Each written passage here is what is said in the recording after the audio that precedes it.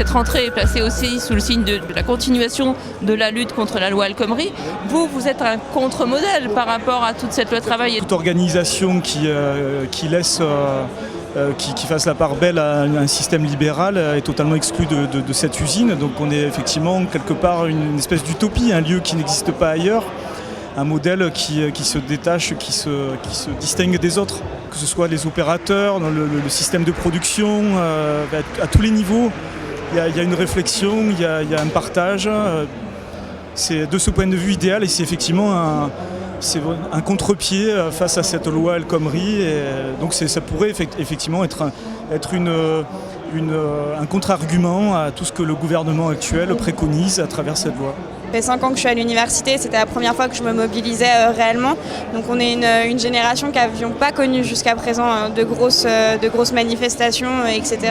Et du coup c'est vrai que c'est une reconscientisation, difficile à le dire celui-là, de la jeunesse et qui a un peu une résignation qui s'efface. Donc effectivement la rentrée elle se prépare plutôt bien, où les étudiants, les jeunes dans leur globalité sont plus au courant de ce qui se passe dans l'actualité, sont plus au fait de tout ce qui s'est passé à la fin de l'année universitaire dernière. Donc c'est vrai que ça commence plutôt bien et qu'on a déjà des bons échos de ce que peut être le 15 septembre. Depuis la fin des années 80, avec la chute du mur de Berlin, on nous explique que c'est la fin de l'histoire et que désormais il n'y a qu'une voie, c'est le capitalisme triomphant.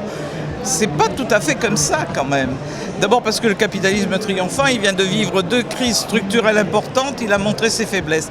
Et puis effectivement, dans l'histoire, en 1936, les patrons ne pouvaient pas imaginer qu'ils donneraient de la réduction du temps de travail, qu'ils accepteraient les conventions collectives et bien d'autres revendications. Le programme du Conseil national de la résistance reprend au fond des choses qui étaient déjà dans 1936 et ça se développe, en particulier les droits collectifs.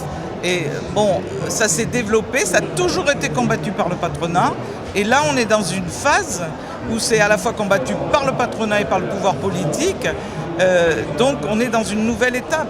Mais ça ne veut pas dire que ceux qui défendent le progrès social ont tort.